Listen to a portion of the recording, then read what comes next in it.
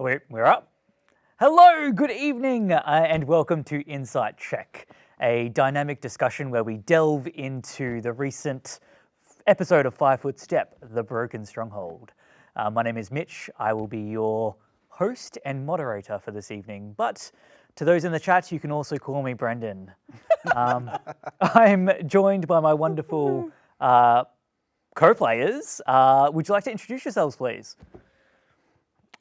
Sure, I guess I'll go first. Well, my name is Mike. I DM'd and wrote The Broken Stronghold, and I'll also be playing next week. Ooh.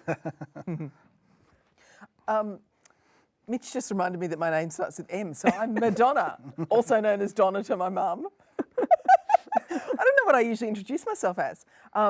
Last week I played Zina, a very cool gnome wizard who thinks she knows a lot about war and stuff. Yeah, that was a really good game. Yeah, and joining us from the comfort of his wonderful office.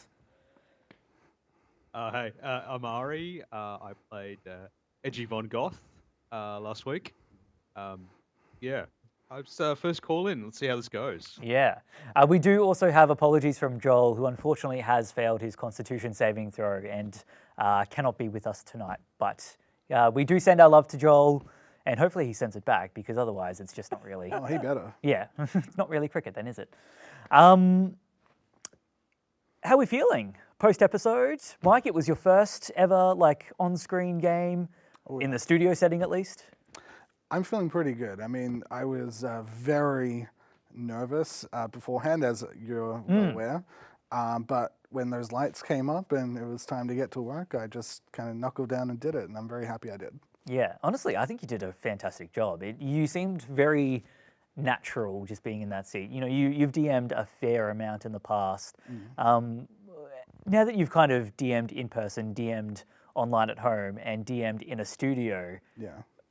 which do you think is your favorite? I'm very comfortable DMing online, and not just because I get to be at home in my computer chair in my little cave where I have all the things set up exactly how I like it, but Yeah.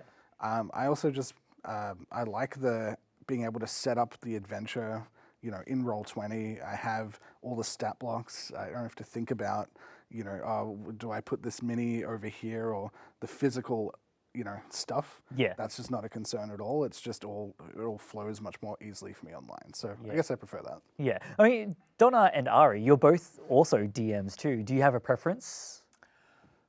I like DMing in person, like studio or at a table. It doesn't seem any different to me. I can do it online, and we certainly did a lot during lockdowns. During the harsh years? But there's nothing like, I mean, this is why we play D&D, isn't it? Like, to hang out with people and laugh at each other. Yeah. Yeah. Fantastic. Yeah, I think some of the magic is lost when you DM online. I don't like it, you know. I guess it's after 7:30, so I can say bad sex is better than no sex, right? But yeah, I mean it's a poor substitute. I'm just seeing Louis and Bianca just shaking their heads in the studio right now. Just no, absolutely not. PG-13, PG-13. So building on that question, were there any changes for you, Mike, in terms of how you did DM last week, in terms of how you would normally DM? Yeah, well, a couple of things. Like, my usual DM kit is extremely minimalist. I just have the stock standard DM screen and then a battle mat that I just do some little squiggles on. Whereas this is Oh this yeah, is all the terrain. This is a presentation. This is Yes. a real kind of production. And so I think I really, I could have used that to my advantage a lot more and really kind of set it up in a more thoughtful kind of way. But I was just like, I will put the minis kind of you're in the general vicinity, and off you go. Yeah. I think that's, if I could go back to last week, I would have told myself no, you've got these resources, use them. Sometimes you do get caught up in the war games of it all, though, and you kind of do lose sight of, if you're interacting too much, you kind of do lose the magic of, you know, we're still sitting here telling a story together and we're just too focused on the minis. I think you did a fantastic job regardless. You're very kind. Okay, so I guess this next question is for the players. I'm going to be kind of darting backwards and forwards because my eyesight's not the best, so I'm going to be doing the awkward lean twos. But for Ari and for Donna, and I guess for future Mike, how did you guys choose your character concepts? What influenced them? Was there anything from pop culture that you kind of pulled from to help flesh out your characters? Ari, you go first this time. Okay.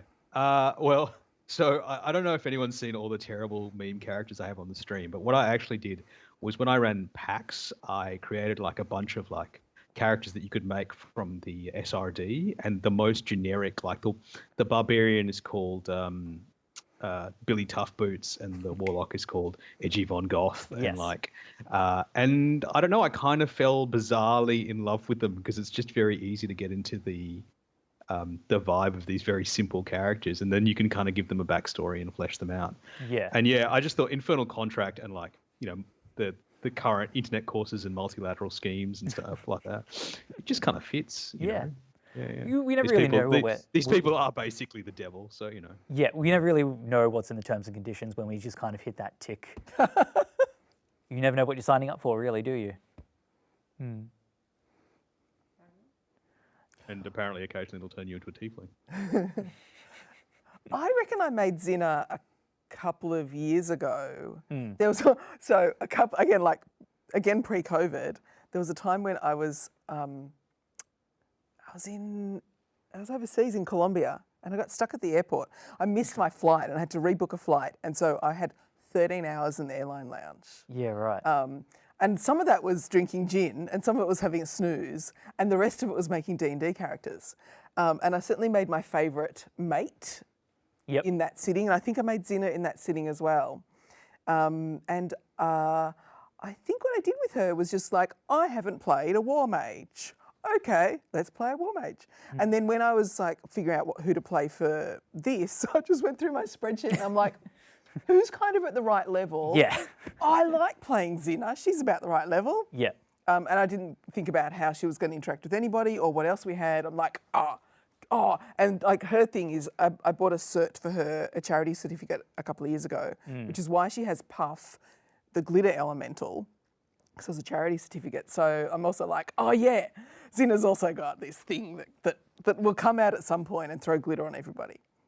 Everyone's. I didn't mean to hash on your glitter elemental. It's just like my kids, like they have a whole recycling thing at school, and they're like, glitter is really bad for the environment. So when you had the glitter elemental, that's why I was like, don't get it in the water. No, I mean, that is true. Glitter is, I think, everyone's like public enemy number one sometimes. Yep. Especially at the like end of a big night, and you're just finding random glitter in spaces that there shouldn't be glitter, and you're just like, what is going on? For some of us. For some of us. So how about I'll moderate. You'll throw a and the question back my way? Back to you, yeah. Quoll was actually a few years ago when I was playing Waterdeep with what should have been like a couple of weeks turned into a 3-year-long campaign. Oh goodness. And I had this changeling, and I did the whole like, I'm gonna have a character who my other players don't really know the full identity of.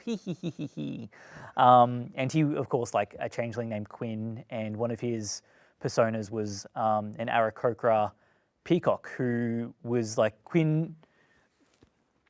Never came from a society where like a lot of his people repressed their emotions. So Quoll was his way of kind of stepping outside of that and manifesting like his deep down inner desires. So, you know, the image of Quoll running around Waterdeep was actually just like a changeling in disguise. But I get to bring the real Quoll to Neverwinter, which is a lot of fun. I had a lot of fun with that character, and yeah. It's a very fun character. I'm looking forward to seeing I really more enjoy of it. Quoll. Yeah. We're here for the shenanigans. Yeah. What about you, Mike? We haven't been introduced to your character yet. Any kind of little sneak peeks that we might get into? It's a good question. Well, I did pick my character because this particular one has a connection to previous Melbourne DDAL published adventures, not the 5 Foot Step kind of ones, but you'll see little nods to like a single tier fall Yep. in the character design and in the items and so on. And I think for people that know, it's a nice little Easter egg. That is quite nice. Yeah. Yeah. Fantastic. All right, so on to another question for you, Mike. We're doing the little lean in for the moment, Okay. the professionalism. Can you tell us a little bit about the history of your module? Now, you were saying that you actually wrote it a fair while ago, and then you've kind of refreshed it, brought it back to the new eyes, as per se. Is there anything that you would think you'd put back in if it was like a 4-hour module?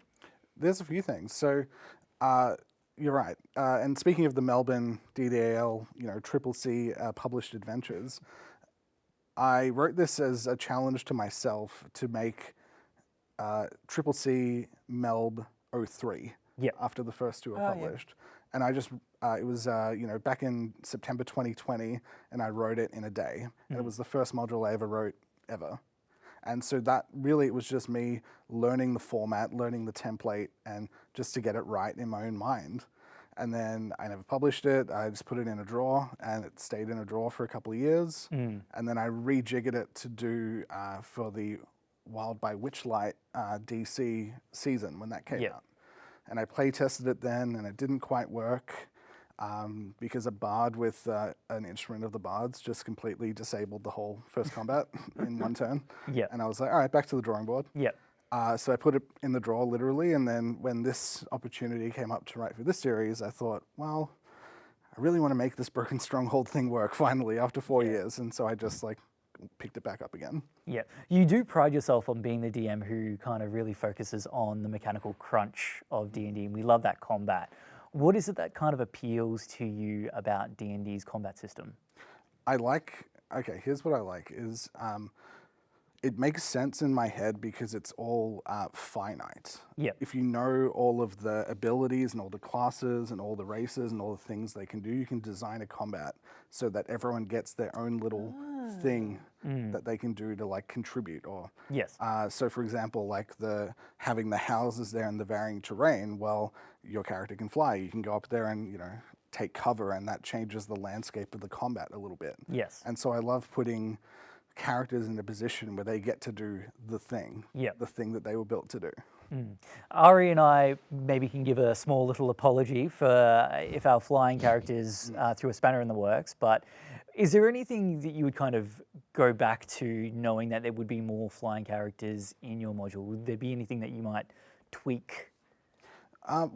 So it's hard with orcs, and orcs are very much a kind of a tier 1 early game bread and butter type foe. Yep. For tier 2, orcs are really getting outclassed at that point, and Yep. they don't have the abilities to really kind of keep up with adventurers at that level. So one thing I could have done, which I didn't do because it would have just completely gutted the whole thing, was instead of making them orcs, make them like aberrations Yeah. or something that could be an appropriate challenge for high tier 2 characters. Going back, I guess, to the design philosophy of the creatures that you chose, we had some pretty notable ones with the Lutherid, Yeah. as well as the orcs too. Is there anything that in particular drove you towards those choices? Yeah, so the reason I chose a Mind Flayer as the bad guy was they cast psionically with no components and Yep. therefore cannot be counterspelled. Yep. And my whole thing was just like, no, this is one boss, they're going to get their spell off from Yeah. hell or high water. Yeah. Unfortunately, this one died before they got a chance to do that. But that was kind of my design philosophy was like, yeah, this is one boss you're not going to just shut down and completely dominate, which you did anyway. I mean, it was a nice attempt, wasn't it? Yeah, well, Donna, Ari, are there any particular creatures that you enjoy kind of utilizing when you DM? I, read a module and go with it. This is me, my normal impulsive self. I've never actually thought about how you would structure a thing to use people's like a whole bunch of skills, and make sure that you're kind of sharing it around. I'm just like, oh, cool, yeah. I actually like things that are simple, so I don't like DMing like legendary actions that I'm going to forget to do, or Yep. bosses with like lots of stuff. I'm just like, Just please give me easy things. Yeah. But I also don't play characters that have too many things. Yep. Because I can't fit them all in my brain. No, that's very Yeah. fair. What about you, Ari? Yeah, I mean, because I primarily DM at a game store, so I'm just like interested in people having a good time. But like, if I know the characters ahead of time, I sometimes like, I like the theory that if you're a monster, you play to your strengths. So you don't necessarily have to like 100% like when I forget who someone had like a psychic monk that was just like, pushing everyone around. I think Joel's character. Yes. Yeah. I would have just chucked it down the well. I mean, like orcs are very bad at many things, but they're strong and they're good at like strength saves. I just pick him up and like chuck him down the well. You just kind of have to like, well, I might not win this combat, but it's just a good moment, and we play to our strengths, kind of thing like that. Yeah. The same thing with a mind flayer. Like obviously we kind of cheated our way through the stronghold, but like they're very intelligent. They're typically not maybe gonna be waiting there and like delivering a monologue, and the whole thing about them is that they're just like a brain on legs. Like you would have had contingency plans, you would have seen through the thing, but sometimes you just have to go with how the party rolls and just be like, well, everyone's having fun. But It's funny that you say like Mind Flayer is not kind of having their big monologue, but I see them as such drama queens. Look at their fashion; they're just Yeah, I know. Yeah. it's the high collar, right? Yeah, Like, it's absolutely. This is someone who is looking for like to be center stage. And like drifting across rooms. and- Yeah. yeah. Yeah. But what was the Mind Flayer type that we had? It was a special thing, wasn't it? So an Elitharid, which is like a spell casting, like a wizard slash. Yeah, so they're of a similar ilk to Mind Flayers, but Illithrid's just like one step up the Yeah, totem right. pole kind of thing, and they're a large creature, and it just looks cooler. It does. It's just more badass, I think. Yeah. That's good. That was literally the logic. Was like, oh, wait, no, I like this one. Let's Yeah. go with that one. Bam, we love it. Okay, so players who joined us at the table, what are your impressions of everyone else's characters? We kind of had like that joke, Ari, last week where half the table was like the moody, maybe the gothic, the scene kids, and the other half was like the real drama kids, the colourful. It's like actually like a real D&D table, right? Yes. Like it's, pretty much. I don't know. I like that's the thing I like about AL is like, people don't really prepare for a theme. Like you just go to the store and hang on, like someone's got the comedy character, and then someone's like, obviously leaning in very much to the drama and everything else like that. You just kind of have to make it work. I do enjoy that. I got to say, I love your characters, Mitch, because it just makes life easier to play the straight man. Like you're always funnier if I just go, okay, I'm just going to take it like on face value and just be like, and then you could just do the comedy. So that kind of works. We have well. like a little bit of a good chemistry, I think, with our characters because regardless of whatever table we're at, you and I always do bounce off one another quite well, and I've always appreciated that with you. Oh, thank you.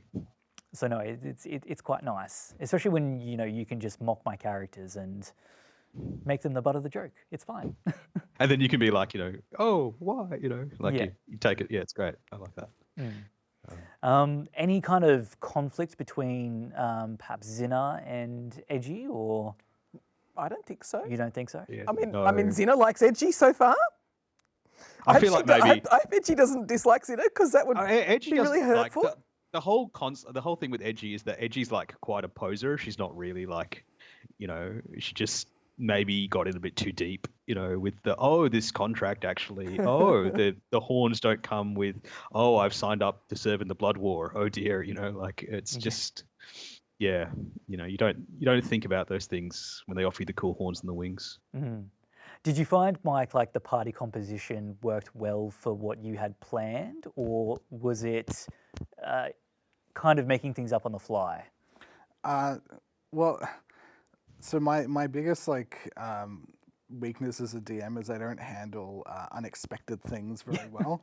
I have a very kind of set, linear idea of how the adventure is going to go. And I think I kind of designed it more for just your standard, fighter, wizard, cleric Yes. composition. And when you get characters that can do disguise self or can kind of talk their way into things, that's when I kind of freeze up a bit. But Yep. I thought the party really synergized quite well. You had Remain coming in and just like doing all the psionic punches and 91 points of damage in like a turn. That was the name, Remain. I'd forgotten, sorry. Remain. like the lettuce. Yeah. Not the lettuce. Yeah. And so you had, you all filled your roles admirably, but you all had your own little niche that you occupied, which was quite nice. Yeah, You did an enthralling performance, didn't you? I did. I've never seen that done in a game, and I've never seen like disguise self done in the way that it actually works. Like this is just not. We just don't usually see them in Adventurers League, so we're usually like on pace. Yeah. And so there's not often just room to do those really like bigger things, and it was so good. It's quite interesting though, because a lot of features, especially in the newer versions of D&D, are more combat oriented, whereas like those ones are typically more for your social or like your exploration encounters. And so someone's obviously like, you need to perform for a minute. That's not something you can do in combat, so I'm not really going to pay much attention to Yeah. it. But when we've got the opportunity is presented to us by a wonderful DM who's just like, this is the circumstances that you're in, and you're just like, how can I throw a spanner in this right now? What can I do to fuck it up? I actually, I think we should really like call out Mike for, because I ran a module last year. No, this is a good. I mean, it's a good thing. And people, the producers in your year, you've got times, you've got a call to ads, and you just want things to run the way you think you did. And then here we are, completely dicking around with his plans, and he was cool about it, and he accommodating, and that was like very impressive. I think people just want to hear the Matt Mercer voices and stuff like that. Yeah. But the way Mike handled that, I thought was exceptional. But that's not, of course, to denigrate your amazing voices. You always say you're not much of a role player. Actually, but yeah, you got the your voice acting is incredible. That's true. Well, I like doing the accents and putting on like especially the British villain. That's my favorite thing to do. But I don't really get to do it very often. But yeah, maybe I should have said, Sundered or something a few more times like Matt Mercer does. I don't know. Is there any particular like appeal to the British villain that you love so much? I think it's because it's such a instantly recognizable archetype, and people just kind of snap in and go, "Oh, I understand this character." Yeah, I'm familiar with it. I'm immediately," comfortable with it. Just from them going like, "Perhaps, perhaps not," and then they go, "Yep, I get it." Yep. It's the whole character in one sentence. So I like doing that. Are there any kind of villain tropes that like either you guys would like to see, Ari and Donna? Are there any particular things that you like about certain villains in certain fantasy Nah, pop cultures? This is not. When I'm asked a big question like that, I'm like, oh, hang on, I have to analyse the whole world of villains that I've ever seen. I can't do it. I don't know. It's too much. Too much. Do you have I a think- favourite villain? No, not really. Cruella de Vil Yeah, okay. is my favourite villain. Yeah. Yeah. That's a pretty good I could choice. do Cruella, yeah. Yeah. What is it about Cruella? I had Dalmatians, so I've watched her a lot. Yeah. That's mostly it. Okay. Yeah. Fair enough. As a DM, I backed Honor on this one. As a DM, it's much better to have a villain that's having fun. Yes. Like if you're just like having a good time and you're like, look what I did. As a DM, that's a lot more fun than like trying to play like the really edgy kind of, I am Strad von Zarvik, vampire Count Borovia. Yes. Like, he's not having fun. He's just a giant incel, right? How sad I am. We're all about trapped Tatiana. in Strahd's basement right now. Yeah, okay, exactly, that's right. what Barovia is effectively. It's more fun to just be like the guy who's like having fun and just be like playing with the party and stuff like that. Yeah. No, that's a vibe. I like that. All right. Well, let's move on to our next question. Do you think anyone is falling for Hedwig's ziggurat scheme? I like that. That's an appropriately like malignant, morbid structure. Yeah, it's a cigarette. The pyramid scheme, translated into that more fantasy setting. A pyramid in and of itself is still quite fantastical, but love a Ziggurat ziggurat. gives me like Chult vibes a little Yeah. bit. Yeah. That's kind of makes it a little more gritty. Yes. But it's an interesting character. Like the whole thing about like infernal contracts is like trying to sucker people in. I think that it's such a good opportunity for role playing when you can offer you can make offers to people where your character wants something from them, and I think Ari does that very well, which is just like, oh, and also, do you want to do this thing? Would you consider this timeshare in Chult? Do you think Zinna would fall for the scheme? I think Zinna is far too clever to even consider falling for that scheme. What exactly is being offered, Ari? I haven't nutted it out yet. I'll be honest. I have to kind of sit down and work it out. But it's more like the thing of like, those guys who show you day trading kind of courses and stuff like that. They're just making the money from selling you the day trading course. Yeah, okay. I think it's the same kind of vibe of just like, actually the course is absolutely useless. It's just to get as many people as possible to sign up. So, not read the small print and go fight in the Blood War. do you feel Hedwig's more of like a crypto bro or an Avon lady? Now, this is going to be a controversial thing to say, but they're the same thing. way. They are the same thing. They are the same thing. Oh, no, look, fair enough. Do you think the Illithrid would give in to the ziggurat scheme? I don't think so. I think, Zunzik as a character is very much this kind of manipulative, like they posed as the court wizard for the orcs for, long enough to enthrall enough of them to do a coup of the Stronghold. So I think for a creature that calculating and patient, they wouldn't be suckered in all that easily. Maybe they'd be at the top of one. Maybe there's They've there's already one created it. happening through the like the levels down. We've really found Hedwig's patron here in this module. So it hasn't really come out in the module. I don't know if it will, but my idea of like the 9 hells, because it's not just evil, it's lawful.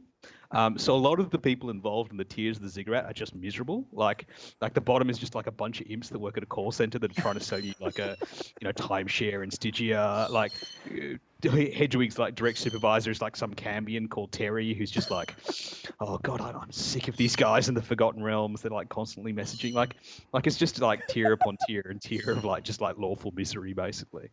This is amazing. I like this so Tommy much. Tanari is this like he's just taking 12,000 emails from angry warlocks on the Sword Coast. Where are my powers? Ari, I'm like expecting a module from you in the future where you've just written like an office Yeah. style, just like a one shot, and we're keen for it, so I think. I really want to do a destination wedding module, but I feel like there's no way I'm going to get that through Adventurers Guild, DM's Guild. I think you can pretty much write about anything. What setting? Yeah, I suppose that's true. They've opened it up a bit now, so maybe that's true. I reckon you can make it happen. If you were to get married anywhere in the Forgotten Realms, where's your destination? I figure it'd be like some little island off the coast of Chult, right? Like somewhere warm, and everyone would have to catch like a dragon turtle or something. A dragon turtle or one of those like what are they called, Herulian sky ships or something like that to get there, and like your magic item could be whatever you rolled for on the table of wedding gifts from the registry. Yeah. That kind of thing like that. I'm sure there's a gag in there somewhere. I'm going to go to Waterdeep and have a Volo officiate. Okay. Yes. That would be really good, wouldn't it? That would be quite an interesting wedding, I think. Yep. Or Volo is the MC. Yeah. Nice. Yeah. Yeah, that would be good. Yeah. Mike, do you have any like destination? Where would you like to visit within the Forgotten Realms? I think it'd be really cool to go to Silvery Moon up in the north. It's a very magical kind of place, or maybe like the Elven Tree in the Cormantha Forest and have it like outside amongst the elves and all that. So something kind of twilight dappled, sun dappled forest is what I'm thinking. Like It's I actually myself, quite beautiful. Like here I am making jokes, and Mike's like, "Oh no, I do this beautiful thing that's actually like really nice." I'm like, "Oh, okay." I forgot some people have a heart. You took the funny question seriously. no, it's Yeah. it's not It's necessarily. not a question. It's a genuine, like, insightful question, I think. Like, I know for me personally, I have always found the appeal of, like, that halfling feast, but I don't think you can move past Candlekeep. I mean, imagine just the bookworm and everything, and just, I don't know, the big stacks of tomes. Peaceful. Says a lot about each of us, I think. I think so. What about you, chat? Why don't you put down through your destination weddings of the Forgotten Realms? But back to another question. With the recent module, Broken Stronghold, was there any oops, or I should have done this kind of moments that you had throughout the game? I usually have them, and playing Xena, I played Xena with your, we play tested your Yes. module, and like 3 days later, I remembered I had a glitter elemental, Yeah. which would have just been the best in your module. But this time, I didn't forget anything. Go me! I must have actually read my character sheet. I did read my character sheet. I edited my character sheet. I wrote out things, and I deleted the garbage that you don't need. And I'm like, I actually know my character for once. Yeah. So I didn't forget anything. I knew all my spells. Good. That's always nice, isn't it? Go for preparing on the tram. We love, like, a DMs love a prepared player. Yeah, which is usually not me. Ari, what about yourself, mate? Any kind of moments where you're looking back and just think, we could have handled this a little bit differently? I mean, not so much that we could have handled differently. It was fun kind of probing at Mike's original setup of like the sort of curse on the town and how it affected. But I think maybe we spent a bit too long just like prodding Mike's like little setup to see. It's like the beta tester on a video game just trying to break the system when poor Mike's just like, no, just come on, move on. Go through the door. Go in the house. Yeah. Go in the Just house. talk to the one guy who's not asleep. Talk to the one guy that I had. I'm sorry, Yeah, I was. I missed that bit Let's in the drag the entire town. Yeah, population I of missed the that town clue. outside the area of effect. I could spend like a full half an hour delving into like the lore behind Silvio and Oberon though. So I mean, that's my one regret, that we didn't just kind of ignore the plot and go for that. I'm glad I've had some time to think about it, because on the spot I would have been like, So, do you want to hear like Yes. what yes. I have for it? Yes. Don't even finish the question, just yes. So, I did write a more kind of expansive version of it based on your off-screen prompting, and really the idea of this town is that it's a collective of artisans, and they live together in harmony, and they use the kind of latent fey magic in the area to enhance their creativity. They create statues, sculptures. They have the statue of Oberon honoring the Green Lord for his contributions to the village.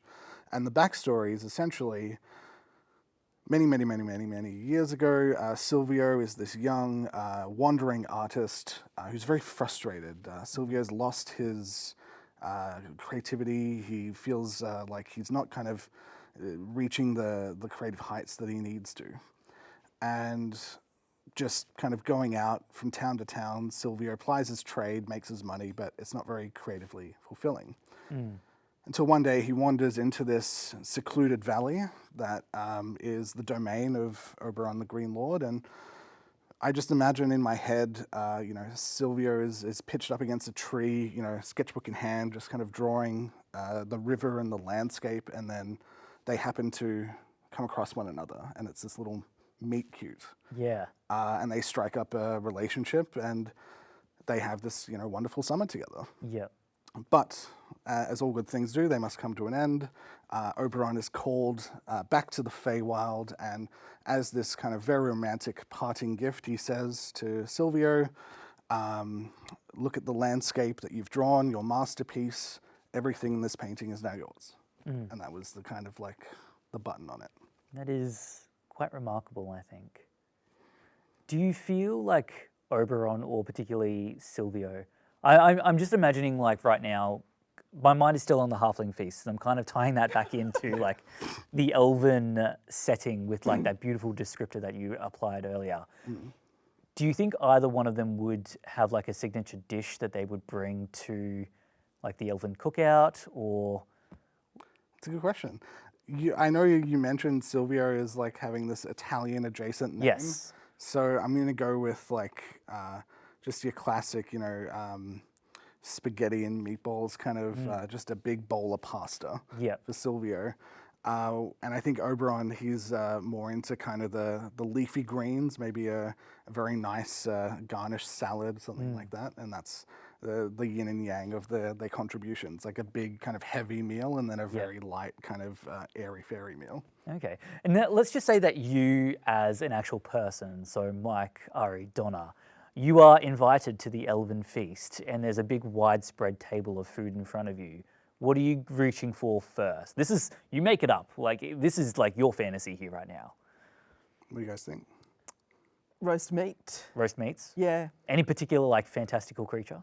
No, I don't want Oh, to no, fantastical I was going to creatures. say that. I was going to say the more exotic, like weird creature, the better. It would just be like, ooh. I mean, okay. I've eaten Like, are you pig talking and about I'm like not going to do that flumps again. or like owlbears? Yeah, or... I would eat a flump. You would eat a flump? Yeah, that would be the thing, right? Oh, okay, they're kind of sentient. Maybe that's crossing a line. I never had put this in my But head. I don't definitely want an to put owlbear. it in my head. Definitely an owlbear?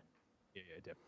Surely there'd be I like think- some kind of magic mushroom that isn't a magic mushroom, but also is a magic mushroom, and I think that would be quite an interesting. Well, there are those mushroom people that put out hallucinogenic spores when they get Exactly. virus. But again, the Forgotten Realms problem of like everything is probably a bit sentient is kind of shown.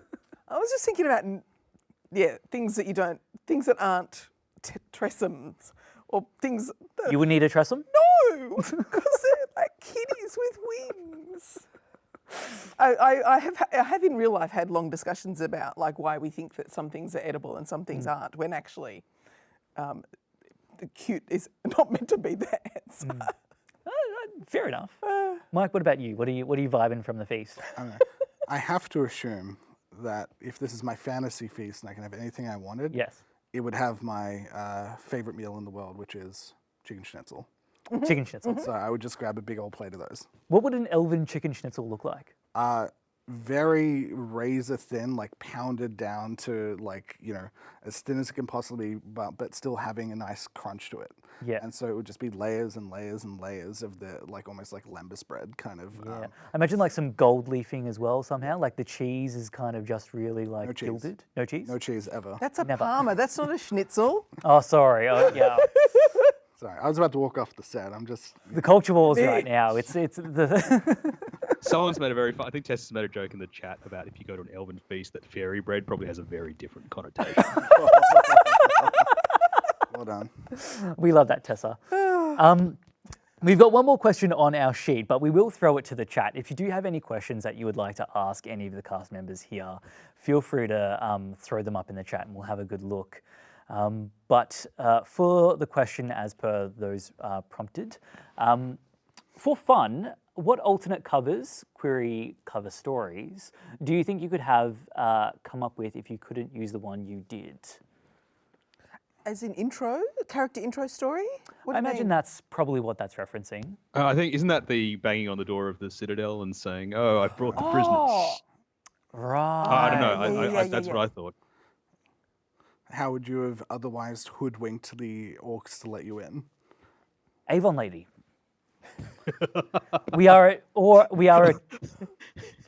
Cosmetics.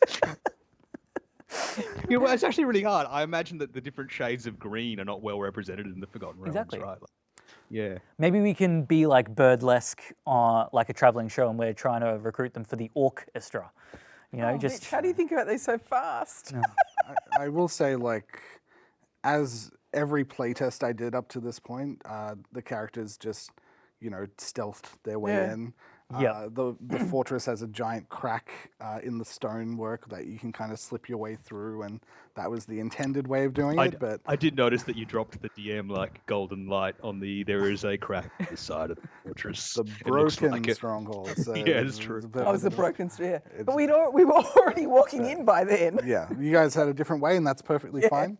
I adjusted as best as I could. Yeah. But if you had gone any more detail of trying to talk to the orcs, they all would have just looked at you like, just go in. Just go in. social encounters are a perfectly valid way to play D&D. That's true. Perfectly valid.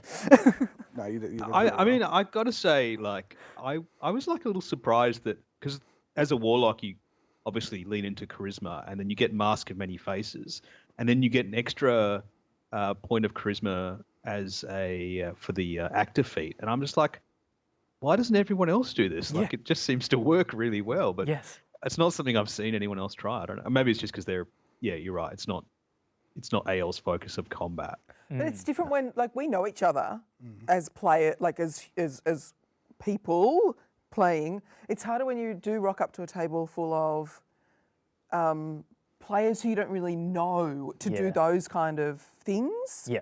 because it can quite disrupt everybody else's like solo plans when they're like, I want to do my things, and somebody else. So like we know how to all We live know how to share the together. spotlight. We know how Yeah. to, yeah, Yeah, because we know each other. yeah. So I think that's why we don't see it so much in, AL games when we might be playing with people we don't know very well. I suppose there's a bit of an unspoken social contract of like, don't rock the boat too Yeah. much. Yeah. Whereas Rock it. Do it. this Capsize. particular group of 4 players, rock as much as you like. Rock on. Oh, phenomenal. Mike, there's one thing you were talking before. There was an encounter that we didn't get to experience just because we, one, maybe lingered a little too long with the sleeping bodies in Silvio's Glen, but also kind of took a different way of approaching the Broken Stronghold. What could you discuss that encounter a little bit more?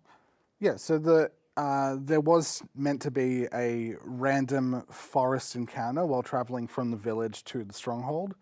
I have a table of 6 different options in the adventure, which Brendan very thoughtfully made minis for all of them. Oh no. So yeah, there's some like gelatinous cubes in there. There's a T-Rex, which at the time was just I wrote it as a joke, but Yeah. there's an actual T-Rex mini now that we somehow will need to use. Maybe I'll summon one. I don't know. We'll make it happen. It's fine. So I was basically going to roll a random encounter, and then you guys would have a fun little forest combat. But the pacing at that time, we were kind of an hour and a half in. We just needed to get to the stronghold and move along. No, look, fair enough.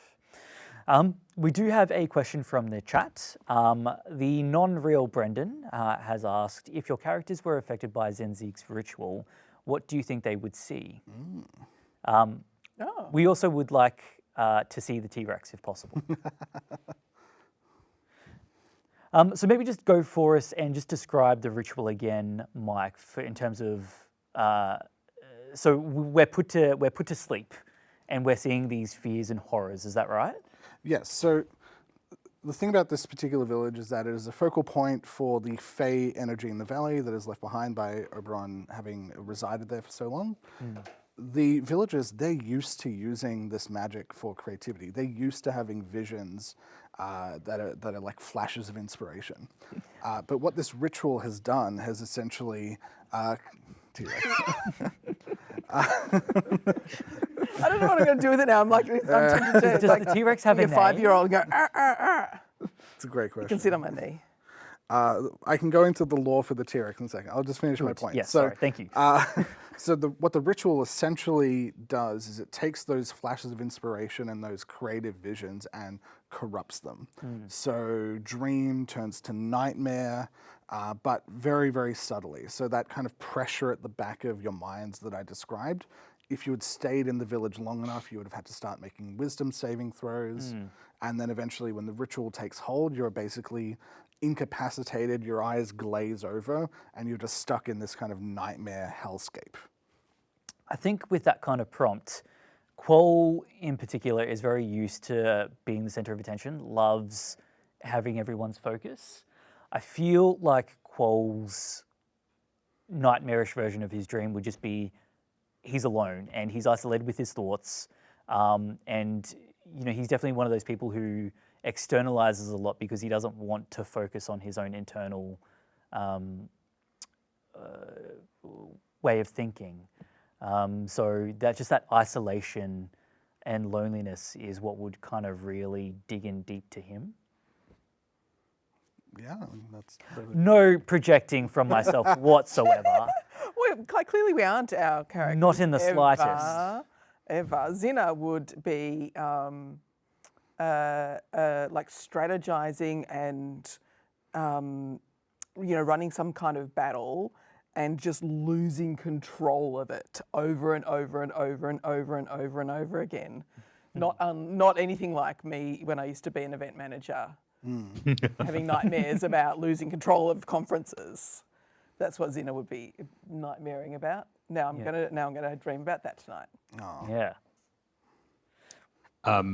I actually really like the ideals and bonds thing in the player's handbook for when you pick your background, and I think everyone kind of ignores them. But for the noble, there's this really nice one of like you were in love with the heir of a family that your family despised, like a yeah. very Romeo and Juliet thing. And I kind of think, Hedwig, obviously maybe entered into the infernal contract because of that. Didn't read the small print, and maybe as a purple tiefling with leathery bat wings was no longer, able to continue that relationship. So there's like this sort of sad core of the character, but you wouldn't know because she's just opportunistically picking on people to sell them infernal contracts now. It's quite. That was a good question. Yeah. Yeah, very good question. We like that question. Brendan's computer has just shut off, but I did manage to see one final question, which I think was from Von, but I could be wrong, so I apologise if that's the case. But what are you looking forward to with your character's next presence, with the next module, with their levelling up? Oh, I haven't leveled Xena up yet, but there's going to be glitter. That's my answer. There will be glitter. She will be glitter. blinding someone with glitter somewhere in the next couple of games. Yep. It has to happen. So that's the point. All I right. don't know what she gets on a level up because I haven't done it. I was actually quite inspired by Yor and Joel's character because I just picked like a couple of the standard combat spells, and I was like, oh no, suggestion would be. Yes. I think it's an infernal tiefling. Xena has the terrible that, though. things that you can do. We should strategize. Yes. Strategize about Yeah. it, to just take a few more of the sort of just ruin someone's day by getting their brain kind of spells. Yep. For Qual in particular, he gets access to 6-level spells, and like some of the 3 options that like I was thinking of was either Otto's Irresistible Dance, which is a lot of fun, Yeah. but also quite limited because it only really affects one person. Otherwise, there was Mass Suggestion, which could be a lot of fun and just a lot of, I don't know, just a lot of potential, And I think finally it was Hero's Feast, which is very useful, but also it's one of those. That is very you as a player. So many games I've played with you, you walk in, you're like, I will look after you all. Yes, but sometimes it's the bane to the DM because it's just like, okay, cool, now everyone's immune to fear, and now everyone's immune to poison, and now they have all these other hit points. And I think like, especially with AL where we've got all like some pretty like meta-driven characters sometimes, where it's like we do power, like we do power builds and whatnot. And sometimes, we can go sessions without really taking much consequences for ourselves. So sometimes it's nice just to be like, sure, let the DM have their fun, But yeah, I think that's as when you DM, like often like AL is you obviously get players that really know the ins and outs and can meta the character, and that's kind of fun for them. So you let them have a little bit of fun, but later on you can kind of work out how to shut down that one character a little bit. But the worst thing is a guy with a bard who knows how to play, because the entire party then becomes like 40 times as lethal. Like instead of playing bard as like the hero character, playing bard as like the perfect support character. Yes. Is just like, oh no, I'm done. I'm cooked. There's nothing I can do. And with that, I guess we'll wrap up tonight's conversation. Thank you so much for joining us for Insight Check. Next week, I do believe we are back with episode number 3, module number 3, which will be Signs of Corruption. Oh, God, I'm glad you remember what it was called. And Donna, you'll be I'm DMing. It's not my adventure, though. It's Johann's adventure. Johann's written it. Donna's stepped in to DM. Yeah. And we'll also get to meet Mike's character. Mm-hmm. Wonderful. Thanks so much, everyone. We hope you have a very good week. Thanks, everyone.